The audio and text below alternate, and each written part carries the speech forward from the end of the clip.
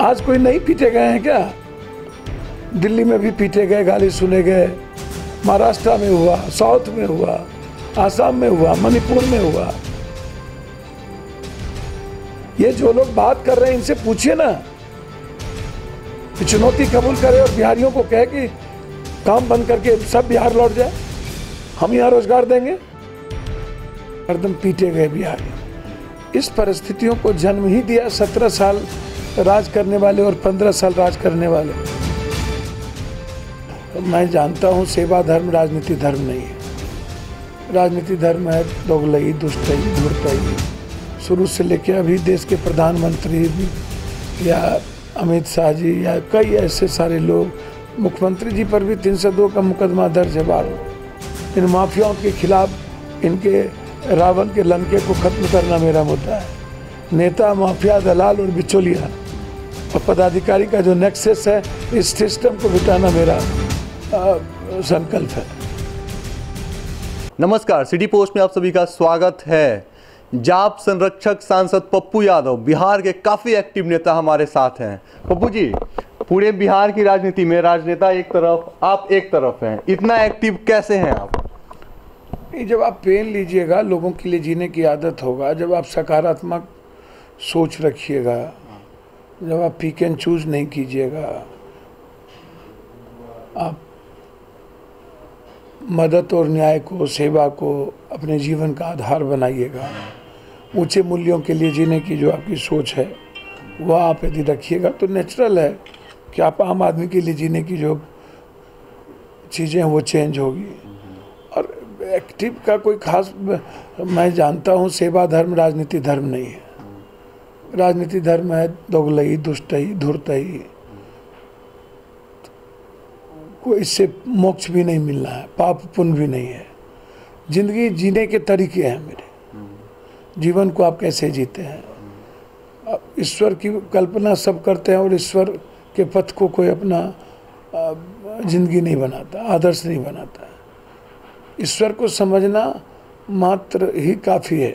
विपक्ष के नेता वो तो आप पे काफ़ी सवाल उठाते हैं, कहते हैं आप पे मुकदमा दर्ज है, केस दर्ज है, ये सारा कुछ कहते हैं वो। भैया मुझे समझ में नहीं आता, हिंदुस्तान का कौन सा ऐसा व्यक्ति है जिसने संघर्ष किया हो, बड़े बदलाव के रास्ते चुने हों, जिस पर कई तरह के गंभीर आरोपें नहीं लगी हों। शुरू से लेकर अभी देश के प्रधानमंत्री भी या अमित शाह जी या कई ऐसे सारे लोग, मुख्यमंत्री जी पर भी 302 का मुकदमा दर्ज है बार। कब, कौन, किस परिस्थिति में किस पर आप मुकदमा दर्ज कर दीजिएगा और किस हालात में कौन से मुकदमे हो जाएंगे, वो एक अलग बात, वो दूर है। वो सारी चीज़ें। गुजरात पे क्या कहना है आपका? गुजरात में जिस तरह से बिहारियों के साथ नहीं, वो तो साफ है। इसमें गुजरात में क्या कहना, पहली घटना है इतनी बड़ी।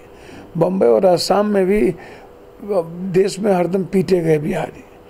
इस परिस्थितियों को जन्म ही दिया 17 साल राज करने वाले और 15 साल राज करने वाले।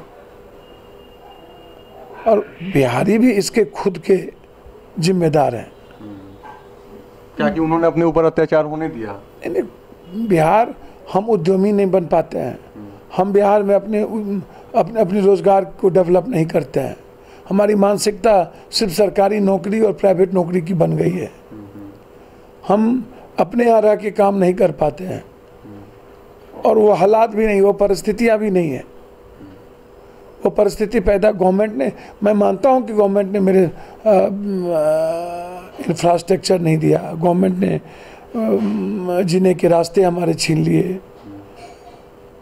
हम एजुकेशन में 20,000 करोड़ रुपया बाहर देते हैं, गाली हम ही सुनते हैं। कमा करके भारत का निर्माण करते हैं, गाली हम ही सुनते हैं। आईटी सेक्टर में दुनिया का निर्माण करते हैं, गाली हम ही सुनते हैं। IAS IPS सब कुछ बाहर में जाके काम करते हैं, गाली और लात हम ही खाते हैं। ये परिस्थिति पैदा किसने किया? ये हालात बने कैसे बिहार के? और वक्त चाहिए क्या इन लोगों को? इतना लंबा वक्त तो मिल गया, 17 साल और 15 साल। इससे बड़ा वक्त तो ईश्वर और क्या दे सकता है? अच्छा, सुनने में आ रहा था कि कुछ दिन पहले ये हालात इस तरीके की और लगातार और राजनीति होने लगी। हम मुख्यमंत्री से बात किए, तो ऐसा हुआ, राजनीति कर रहे हैं। आज कोई नहीं पीटे गए हैं क्या? दिल्ली में भी पीटे गए, गाली सुने गए, महाराष्ट्र में हुआ, साउथ में हुआ, आसाम में हुआ, मणिपुर में हुआ। ये जो लोग बात कर रहे हैं इनसे पूछिए ना कि चुनौती कबूल करे और बिहारियों को कहे कि काम बंद करके सब बिहार लौट जाए, हम यहाँ रोजगार देंगे। अच्छा, एक बात बताइए, कुछ दिन पहले आप करने वाले थे पुलिस के खिलाफ प्रदर्शन, धरना प्रदर्शन, आपको अनुमति नहीं दी गई।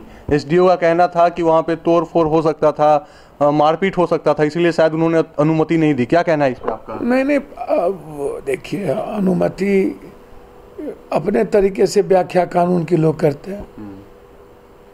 पेट, एक रोटी पेट के चलते है या दो बैगन तोड़ करके खेत से गरीब खाना खा लेता है तो कानून उसके लिए बड़ा बन जाता है और तुरंत गिरफ्तार हो जाते हैं। अरबों खरबों रुपये वाले जिंदगी ऐशो आराम की ज़िंदगी जीते हैं। बालू माफिया, ज़मीन माफिया, ये नेताओं की जो संतुलन है, ये जो सिस्टम, वोट, सियासत है नेताओं की, 5 साल के बाद हम कैसे जीतेंगे, किस नफरत की राजनीति से जीतेंगे, कितने कुकर्म करेंगे, कितने लाशें गिराएंगे, ये नेताओं कानून व्याख्या बनी है गरीबों के लिए, कमजोरों के लिए, वंचितों के लिए, कोरम पूर्ति करने के लिए, पूंजीपतियों के लिए नहीं, उद्योगपतियों के लिए नहीं, माफियाओं के लिए नहीं, लुटेरों के लिए नहीं, इन नेताओं के लिए नहीं। ये नेता, माफिया, अपराधी, बिचौलिया, दलाल, पूंजीपति, पदाधिकारी, ये 6-7 आदमी का तो राज है। राम राज इन्हीं लोगों के लिए तो है। लेकिन और लोग तो, लेकिन पप्पू जी, स्वास्थ्य मंत्री तो कह रहे हैं कि बिहार में स्वास्थ्य की व्यवस्था सुधर रही है। वो क्रोमा सेंटर, बाईपास सर्जरी, तमाम ऐसी चीज IGIMS और PMCH में जो है उपलब्ध करवा रहे हैं। भैया मेरे IGMS में, NMCH में जाइए ना, कितने जांच करवाते हैं ये लोग, दवाई कितना चाहिए, डोज कितना देता है। अल्ट्रासाउंड में 10 ml का डोज चाहिए तो 5 ml देता है, 5 ml बचा लेता है।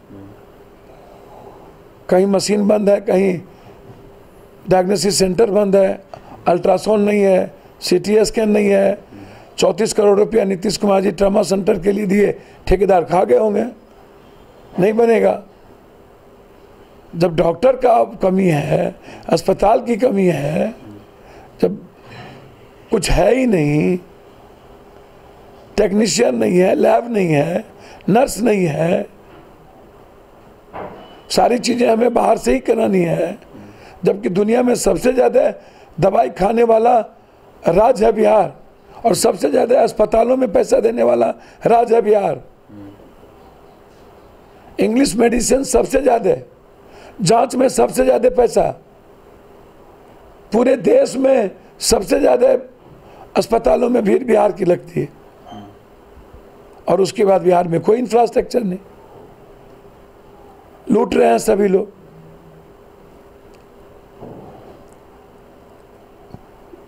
मतलब है क्या PMCH का? गरीबों की क्या स्थिति है, जाके देखिए। अच्छा, आप कुछ दिन पहले कह रहे थे कि ब्रजेश ठाकुर जो था वो आपको मतलब पैसे देने की पेशकश किया। एक घटना थोड़ी है भाई, education mafia, health mafia, shelter house, Manisha Dayal, Madhu, Honeypreet, ये सब राजदार और रसूखदार ही तो है। सबाब कबाब सब कुछ परोसना है इन लोगों को। अच्छा, जो भारत बंद हुआ था स्वर्ण आरक्षण के दौरान, उस दिन देखा गया था कि आपके कार्यकर्ता लोगों पर पुलिस ने जमकर लाठियां बरसाई थी। चलिए भाई, आपको क्या लगता है, क्या ये लोग पप्पू यादव को अलग रखना चाहते हैं या चाहते नहीं है जो सत्ता में है कि पप्पू यादव जो है? भैया मेरे, हम तो न्याय के लिए आए हैं, हम तो एक बड़े बदलाव के लिए आए हैं, हम तो रोजगार हमारा मुद्दा है। इन माफियाओं के खिलाफ, इनके रावण के लंके को खत्म करना मेरा मुद्दा है। नेता, माफिया, दलाल और बिचौलिया और पदाधिकारी का जो नेक्सस है, इस सिस्टम को मिटाना मेरा संकल्प है। हम आम आदमी की आवाज़ हैं, हम आम आदमी के दिलों पे राज करते हैं। हम न्याय के लिए, हम संघर्ष, हमारा संघर्ष का पथ ही है न्याय। आम आदमी का जीवन, आम आदमी की मुस्कुराहट। तो लाठी उठी तो चलती रहती है, उसमें कौन बड़ी बात हो गई, चलता रहेगा भैया। लेकिन पप्पू यादव एकदम लड़ता रहेगा, है राज सत्ता भ्रष्टाचार के खिलाफ। सत्ता बराबर तो होती ही है ना। सत्ता जिसकी लाठी उसकी मैं अपने तरीके से इस्तेमाल करती है सत्ता को। जो चैलेंज बन जाता है उस पर लाठी भी चलती, गोलियां भी चलती हैं, तरीके भी चेंज हो जाते हैं, नियम और कानून भी चेंज हो जाते हैं।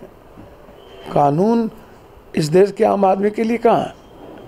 कानून है पूंजीपति और उद्योगपतियों के लिए, माफियाओं के लिए, बिचौलियों के लिए। कानून जो हमारा बना था, उस कानून को तीन नेताओं ने ख़त्म कर दिया, उस कानून को परोस दिया, दल्ला बना दिया उस कानून को। कानून संविधान और संघीय व्यवस्था और संस्कृति की बात